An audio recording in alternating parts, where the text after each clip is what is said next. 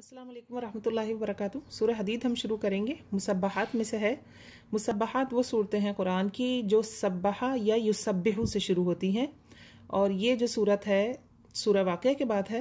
सूरह हदीद मदनी सूरत है, हिजरत के बाद नासिल हुई। अगर हम सूरह वाक़िया को देखें तो उसकी आखिरी आयत है फसब्बिह बिस्मि रब्बिकल अज़ीम। तो बात क्या की जा रही है? बात ये की जा रही है सूरह वाक़िया की आखिरी आयत में कि अपने रब के नाम के साथ जो बहुत अजीम है उसकी पाकी बयान करो। तो फिर हम जब इसके बाद शुरू करते हैं सूरह हदीद तो पहला लफ्ज़ आ जाता है पाकी बयान करने के लिए, सब्बाहा तस्बीह के लिए। वहाँ भी तस्बीह की बात हुई। अभी ये कुरान का एक रब्त है, ये आपकी दिलचस्पी के लिए बताया गया और बेहतरीन एक इम्तजाज है। एक सूरह ख़त्म हो रही है, उसमें एक हुक्म है, और दूसरी सूरह शुरू हो रही है, उसमें उस हुक्म को उसकी तामील पेश की गई है। सब्बाहा लिल्लाहि मा फिस समावाति वल अर्द। सब्बाहा देखिए, सब्बाहा होता है कि फ़ेल लाजिम होता है। सब्बाहा का मतलब होता है तैरना, या हम कह सकते हैं और अच्छे अल्फाज में किसी चीज़ का सतह पे बरकरार रहना, भले वो पानी की सतह हो, भले वो हवा की सतह हो, उसी से वो फ़ेल लाजिम होता है। ये जो दूसरा फ़ेल है ना सब्बाहा, ये उसी से बना है। फ़ेल मुतअद्दी है ये। इसमें क्या है? किसी दूसरे को किस पे रखना? सतह पे बरकरार रखना। तैरने की बात हो, पानी की बात है या हवा की बात है, मायने वही है, लेकिन क्या है? किसी और को तैराना, किसी शय को बरकरार रखना। तो अगर यहाँ बात हो रही है सब्बाहा लिल्लाहि मा फिस समावाति वल अर्द, तो हम सुभान अल्लाह तो कहते रहते हैं। कभी हमें पाक है अल्लाह कहते रहते हैं, कभी हमें पता होना चाहिए कि हमारी से क्या मुराद है। तो सब्बाहा लिल्लाहि यानी अब अल्लाह रब्बुल इज़्ज़त की ज़ात को उसका जो असल मकाम है उस पर बरकरार रखना, ये सब्बाहा का मतलब ये होता है। सुभान अल्लाह हम कहते हैं पाक है अल्लाह, तो किस चीज़ से पाक है? हर ऐब से पाक है, हर नुक्स से पाक है, हर ज़रूरत से पाक है, हर कमी से पाक है, हर कमज़ोरी से पाक है। ये सारी चीज़ें हमारे लिए हैं। ये सब चीज़ें जो हैं हमारी ही डिक्शनरी में मौजूद हैं। अल्लाह के लिए इनमें से कोई चीज़ नहीं है। तो सुभान रब्बियल आला हम कहते हैं या सुभान रब्बियल अज़ीम कहते हैं, तो वहाँ जो सुभान का लफ्ज़ आ रहा है, पाकी का आ रहा है, ये मुराद होती है। इसी तरह सब्बाहा से भी यही मायना मुराद है, लेकिन क्या है कि अल्लाह की ज़ात का जो मकाम है अल्लाह वहाँ बरकरार है। उससे नीचे की कोई चीज़ अल्लाह में मौजूद नहीं। अल्लाह ही आला है, अल्लाह ही अरफा है, अल्लाह रब्बुल इज़्ज़त ही बुलंद है। सब्बाहा लिल्लाहि, तो ये तस्बीह बयान करता है अल्लाह के लिए। कौन बयान करता है? मा फिस समावाति वल अर्द। बहुत खूबसूरत आयात हैं ये जो सूरह हदीद है ना, इसकी जो शुरू की 5 आयात हैं, गालिबन 6 आयात हैं, बल्कि ये वो आयात हैं सूरह हदीद की शुरू की 6 आयात अल्लाह रब्बुल इज़्ज़त की ज़ात पर और अल्लाह रब्बुल इज़्ज़त की सिफ़ात पर बहुत खूबसूरती से कलाम किया गया है इसमें।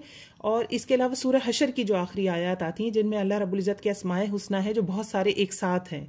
तो ये 2 गुलदस्ते ऐसे हैं कुरान में जहां अल्लाह रब्बुल इज़्ज़त की ज़ात और सिफ़ात के बारे में बयान किया गया। बहुत खूबसूरत आयात हैं और बहुत समझने वाली आयात हैं, क्योंकि जब पहचान होती है किसी की तभी तो उससे मोहब्बत होती है। हम अल्लाह को वैसे पहचानते नहीं ना, अल्लाह की वैसी कुदरत और वैसी ताकत जो हमारे दिल में हमें महसूस होनी चाहिए वो हमें महसूस नहीं होती ना, इसीलिए तो हमसे अमल नहीं होता, इसलिए तो हमारे अमल कमज़ोर हैं।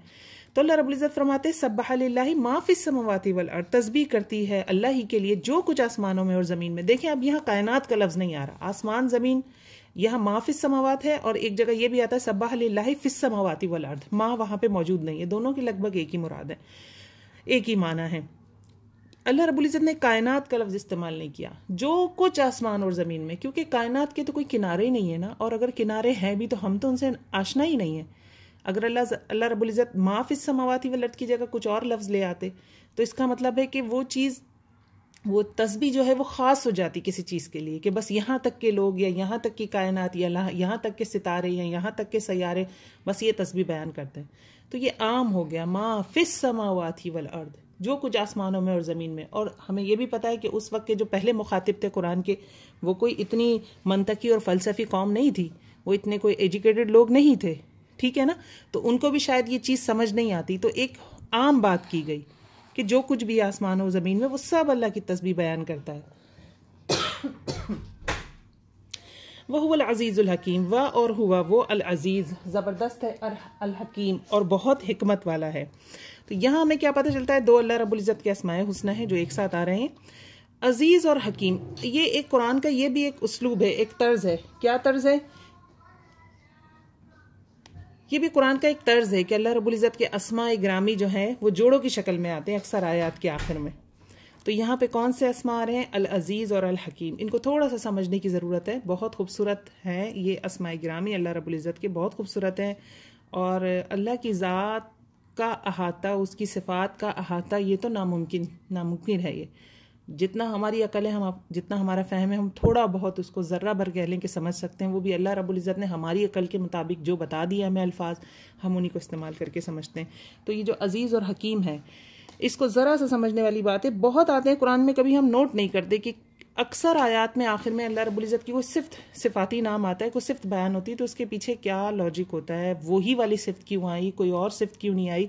उस आयत के पहले हिस्से में और आखिर में जो अल्लाह रब्बुल इज़्ज़त के नाम आते हैं उनमें एक रब्त होता है, जो रब्त हमसे मिस हो जाता है, हम कभी इस पर गौर नहीं करते, लेकिन इसमें एक बहुत बड़ी हिकमत होती है।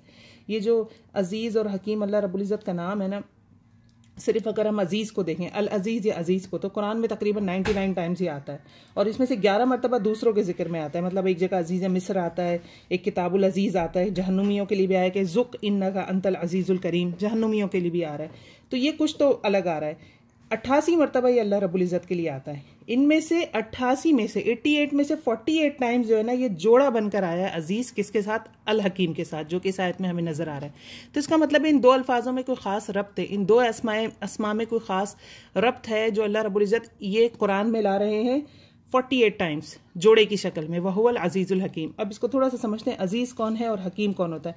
अजीज़, अल अजीज़, अजीज़ देखिए सिफ्त है ज़बरदस्त, अल अजीज़ अलिफ लाम लगने से अल्लाह का नाम हो गया, अल्लाह की सिफ्त हो गई। कामिल अजीज़, कामिल ज़बरदस्त, यानी उसकी कुदरत कामिल है, तो ये अल अजीज़, ये अल्लाह के लिए इस्तेमाल हुआ। इसी तरह हकीम को देखें अगर, तो सिर्फ हकीम देखें तो एक सिफ्त है हिकमत वाला, लेकिन अल लगाने से मारफा हो गया, प्रॉपर नाउन हो गया, और ये क्या बन गया, अल हकीम, हिकमत वाला है।